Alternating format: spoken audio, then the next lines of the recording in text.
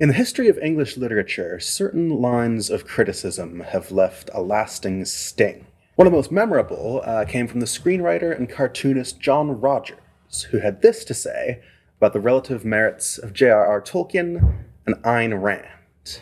He said, "There are two novels that can change a bookish 14-year-old's life, The Lord of the Rings and Atlas Shrugged. One is a childish fantasy that often engenders a lifelong obsession with its unbelievable heroes, leading to an emotionally stunted, socially crippled adulthood, unable to deal with the real world. The other involves orcs." Rogers didn't know it when he wrote that in 2009, but he was foreshadowing the obsessions of today's political far right. From the White House to Silicon Valley, we're now dealing with a generation of reactionaries like J.D. Vance and Peter Thiel, who meld the worst of both literary worlds, Tolkien's and Rand's. Like Ayn Rand's cartoonish heroes, they believe rich capitalists ought to run the world, and they have bottomless contempt for concepts like equality and democracy. But they've also latched on to Tolkien's fantasy realm of Middle-earth as a cultural touchstone, one they believe is symbolic of their own worldview.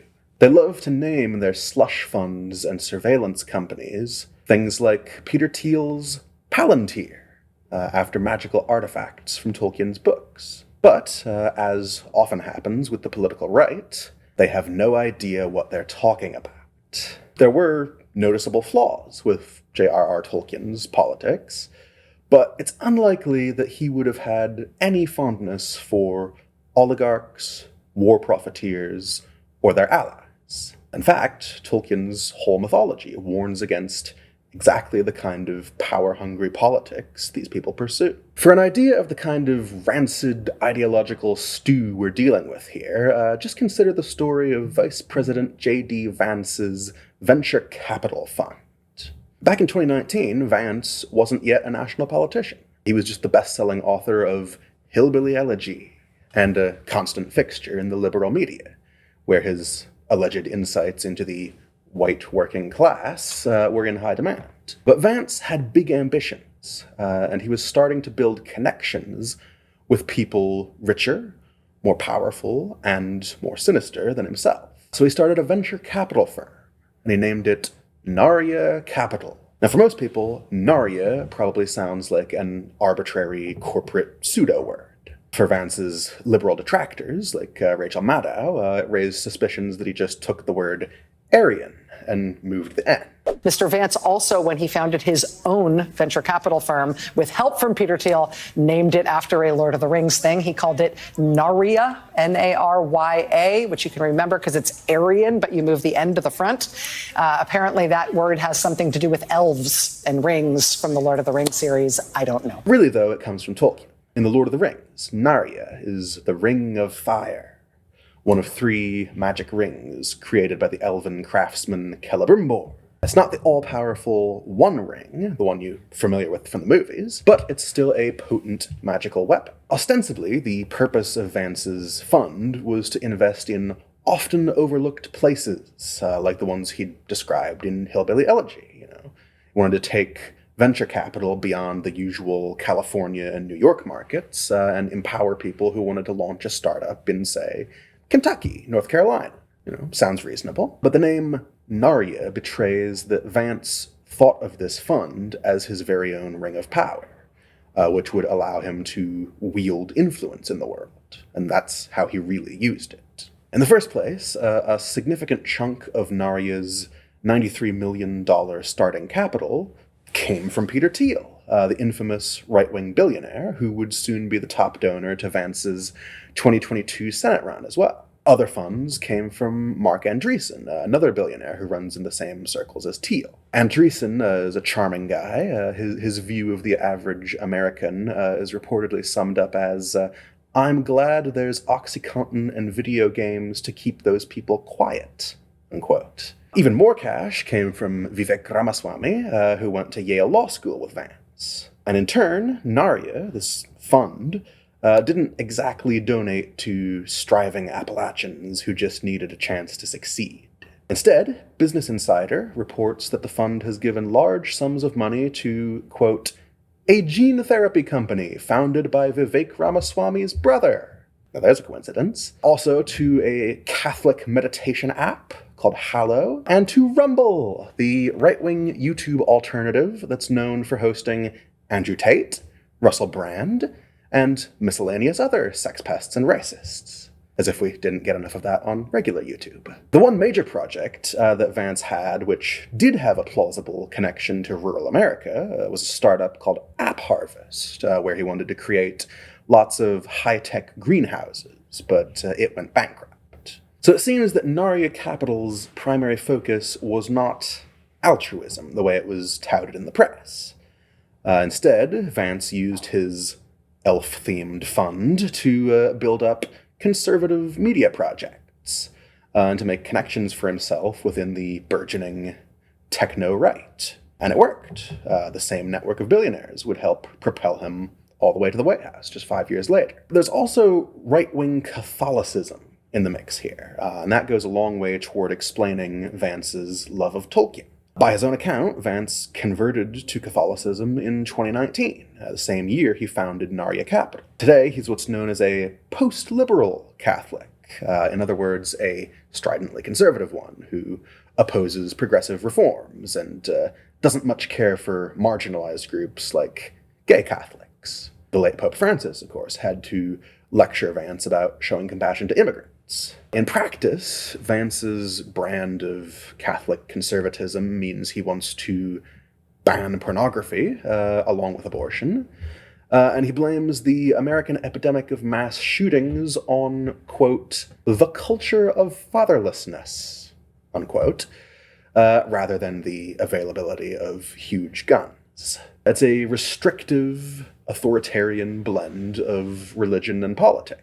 It's like the exact opposite of liberation theology, and it contains little room for nuance or tolerance. As Vance himself puts it, quote, I believe the devil is real and he works terrible things in our society, unquote. Now, historically, this is the kind of worldview that has led to crusades and witch trials, and it has a parallel in Tolkien's world. Middle-earth is embroiled in a war against absolute evil, in the form of the Dark Lord Sauron, a literary devil figure. Tolkien was a devout Catholic too, and Vance says that, quote, a lot of my conservative worldview was influenced by Tolkien growing up. For his part, Catholic scholar Luke Burgess believes that Vance took an apocalyptic frame of mind from his reading of The Lord of the Rings, and perhaps Vance imagines himself waging a final and all-encompassing battle between good and evil, the way Tolkien's heroes do.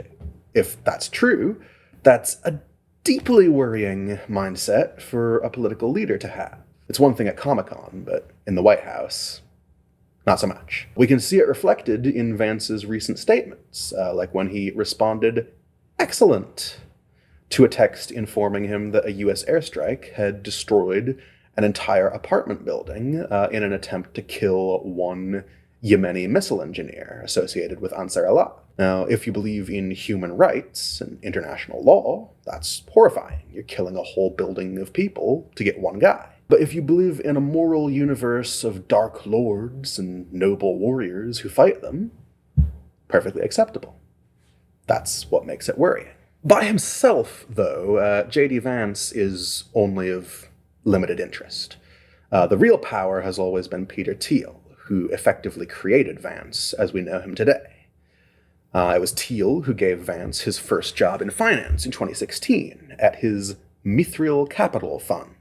The position seems to have been pretty much a no-show job. According to colleagues who spoke anonymously to the Wall Street Journal, Vance was rarely in the office, spent most of his time traveling to promote hillbilly elegy instead of doing finance work. But his time at Mithril Capital allowed Vance to cultivate an image of himself as a successful businessman, which would later serve him well on the campaign trail. Like Narya, Mithril is a Tolkien-inspired name. In The Lord of the Rings, Mithril is the precious metal that dwarves mine in the mountains of Moria. Bilbo Baggins' armor is made of it. Mithril also seems to have provided the model for how Narya would work. J.D. Vance just copied his master, Thiel, on a smaller scale. It was Thiel who funded a portion of Narya. It was Thiel who bankrolled Vance's Senate campaign.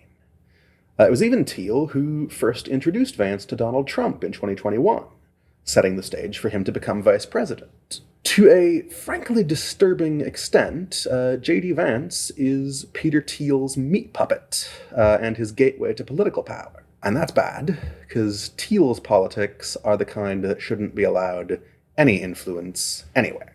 There is some debate about whether or not Peter Thiel is, technically speaking, a fascist.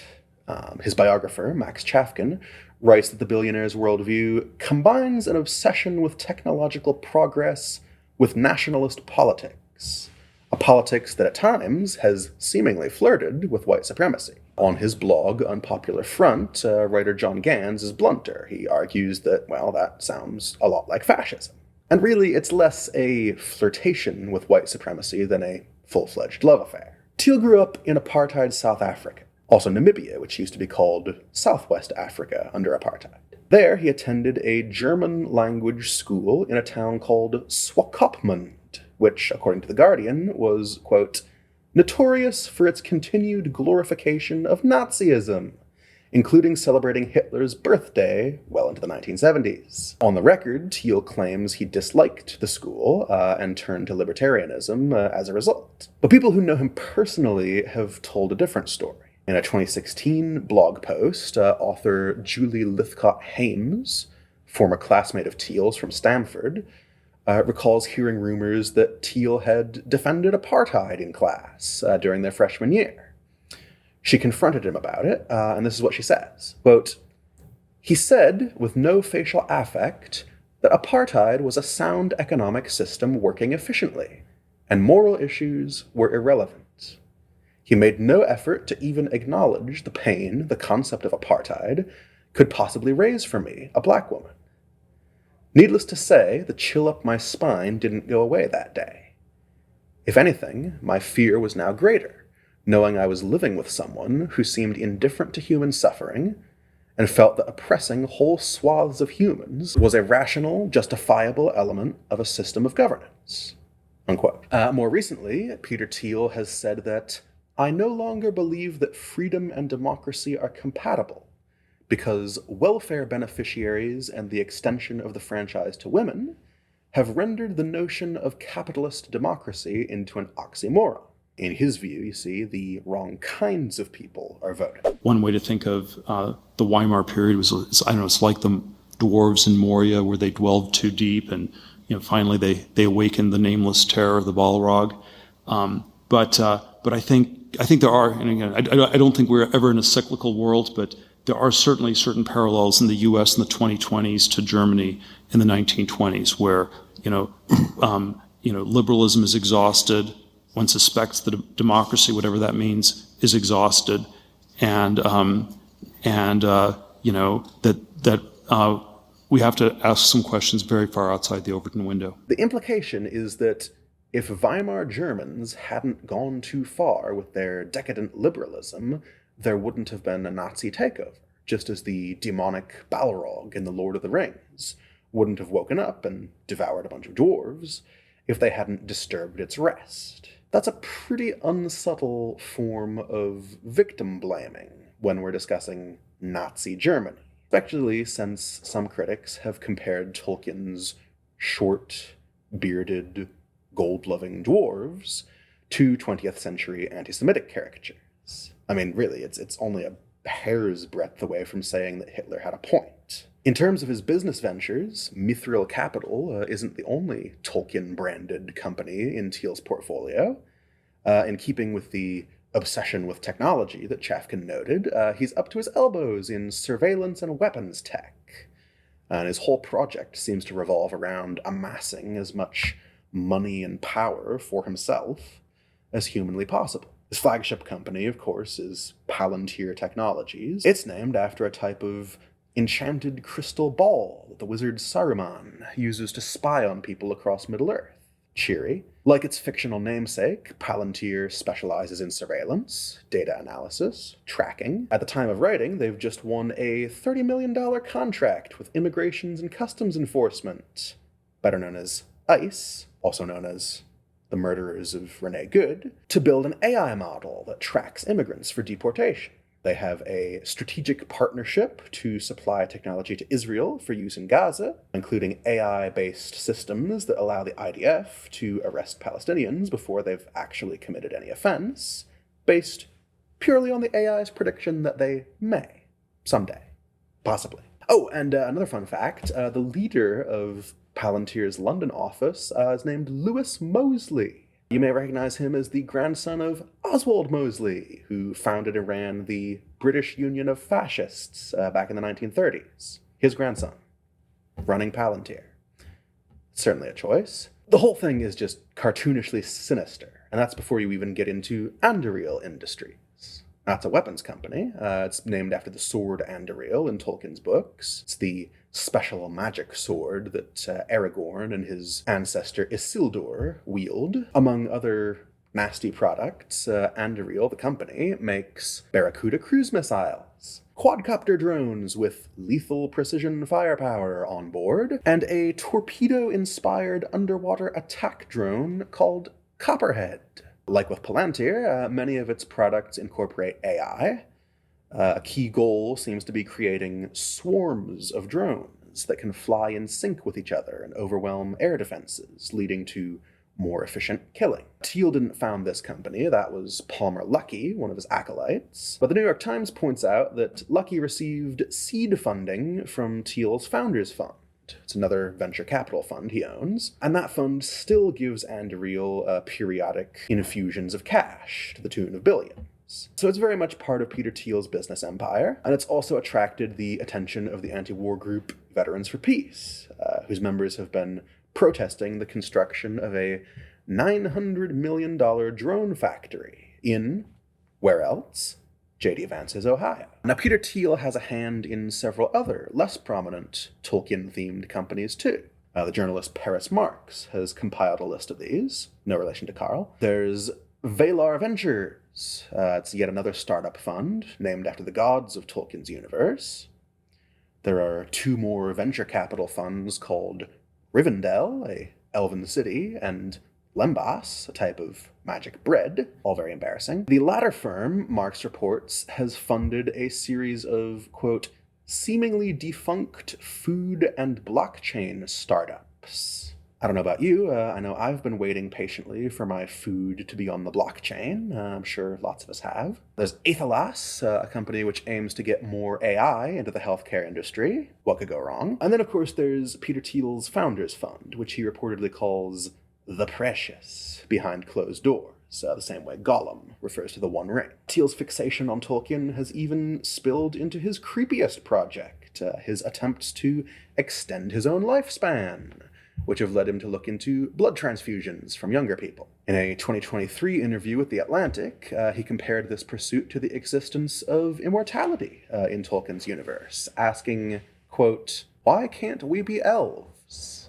For someone with his oversized ego and ambition, the limitations of the human species are apparently just unacceptable. He wants to transcend them. He wants to become a supernatural being, even if vampire would be more apt than elf. Now, on the surface, it's understandable, right? Why the American far right might believe they've found a kindred spirit in old J.R.R. Tolkien. After all, The Lord of the Rings is basically a monarchist fantasy. It's about a noble king returning to solve all the world's problems. You know, in the books, concepts of hereditary power are downright fetishized. Aragorn, who's secretly the heir to Gondor, can heal people just by touching them. He can command an army of ghosts just because he has royal blood in his veins. Democracy, as a concept, just doesn't exist. There's also plenty of old-timey racism in The Lord of the Rings. I mean, the world of Middle-earth has strictly defined races of creatures. Some are good, some are bad. Elves and dwarves are good, although they can have flaws. Orcs and goblins are always evil, only fit to be killed. Humans are the only morally mixed race, but it's notable that the good humans tend to get descriptions like, yellow is their hair and bright are their spears. Their leader is very tall. The bad ones, meanwhile, are described with language like swart, slant-eyed, or even black men like half-trolls. It's ugly stuff, and it's led the Marxist novelist China Miéville to describe Tolkien as the wen on the arse of fantasy literature, for his small-minded and reactionary love for hierarchical status quos. That's harsh, but not baseless. But it's more complicated. Although there's plenty in Tolkien that is reactionary and racist, there's plenty that isn't, too.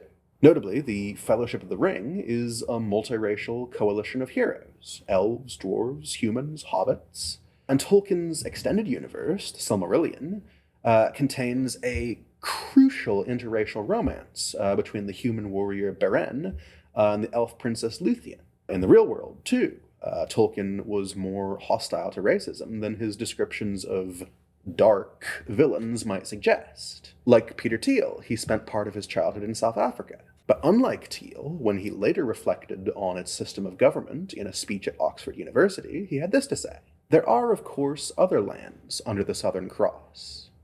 I was born in one, though I do not claim to be the most learned of those who have come hither from the far end of the Dark Continent. But I have the hatred of apartheid in my bones, and most of all, I detest the segregation or separation of language and literature. I do not care which of them you think white."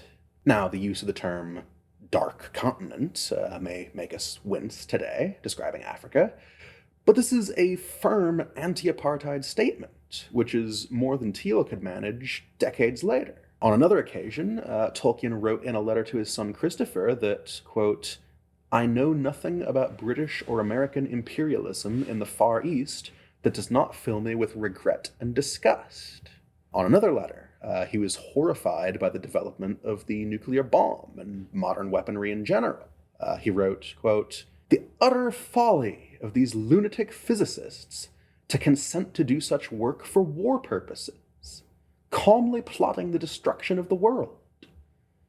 Such explosives in men's hands, while their moral and intellectual status is declining, is about as useful as giving out firearms to all inmates of a jail, and then saying that you hope this will ensure peace." Now, this last passage is especially striking because Tolkien is literally condemning the exact same arms industry that people like Peter Thiel and J.D. Vance and Palmer Luckey now run. With old J.R.R. in his grave since 1973, there's no way to be sure, but it seems to me he would have been deeply disturbed to see the words Anduril or Palantir inscribed on a cruise missile or an AI targeting system. It's a desecration.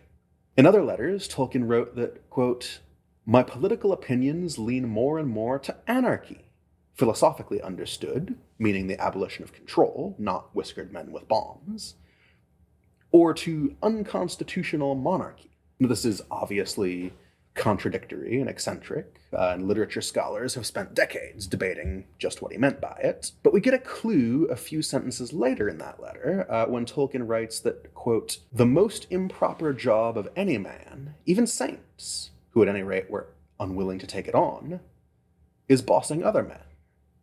Not one in a million is fit for it, and least of all those who seek the opportunity." Now, that seems to mean, Tolkien liked the idea of monarchy in theory, if a purely benevolent king like his fictional Aragorn could be found, but he also didn't trust any real living leader to fill that role, and so opted for anarchy, the abolition of control, as a lesser evil. At any rate, the bit about those who seek the opportunity to wield power being the least fit of all is another clear rebuke to people like Peter Thiel and J.D. Vance, whose entire lives seem devoted to becoming more wealthy and powerful. In fact, we could call that, the skepticism of power, the moral core of Tolkien's whole mythos. It's especially ironic, when you know the ins and outs of Middle-earth, that Peter Thiel chose to name his surveillance company Palantir. Because in The Lord of the Rings, a Palantir is not a good thing to have. At all. Pretty much everyone who lays a hand on one in the books is cursed and driven to their destruction by the experience. First, there's the wizard Saruman. He was once a wise ally of the elves, but eventually he becomes corrupted and raises his own army of orcs. The turning point in his downfall is when he arrogantly decides to start using a palantir, only to find that A, he quite likes having the power to spy on anyone he wants, and he wants more power, and B, he's now in direct contact with the mind of Sauron, who has a palantir of his own. The palantir is an evil artifact. Nobody should have one. And yet Peter Thiel apparently read all this and thought it would be cool to create his own.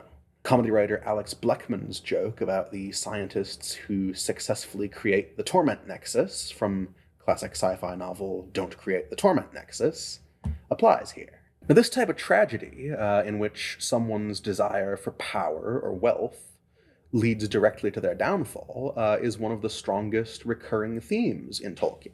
It happens at the climax of the Fellowship of the Ring, when Boromir decides that he can steal the One Ring and use its magic to restore Gondor to its former glory. Spoilers, but it doesn't work out. Instead, Boromir becomes paranoid, turns against his friends, runs off into the woods, and gets killed by an orc. And yet, once again, Thiel and his allies seem to have missed the memo. Instead of doing something worthwhile with their lives, they're going around, hoarding wealth in their slush funds, in their Roth IRAs, in their offshore accounts, and sitting on them like dragons, resisting any attempt to tax them and share the benefits around. Now, clearly, Peter Thiel and J.D. Vance and the rest of them don't understand the first thing about Tolkien. They've taken an author who, yes, was capable of racism, little too fond of kings, but was always inherently suspicious of wealth, power, and the people who seek them. They've turned Tolkien's words and symbols into celebrations of the very things he hated most. Palantir technologies is a bad joke, except it's real. But this shouldn't be surprising, because these kinds of right-wing tech and finance people have a hard time understanding art, or culture, or history, or really anything that isn't a profit spreadsheet. After all, understanding those things requires empathy, and they don't really believe in that. There was a similar case, in 2018, where the UK's Sun tabloid was appalled to find that, quote, snowflake students sympathize with the monster in Frankenstein and believe he's misunderstood, which is, in fact, the point of the book. Today, a similar fate has befallen Tolkien, whose words are being distorted and abused by some of the worst people alive. It's a shame, because he has a lot of good advice to offer them, if only they'd put aside their ego and their greed long enough to listen. Thanks for watching. Just as a reminder, there's lots more great current affairs material coming out on this channel all the time.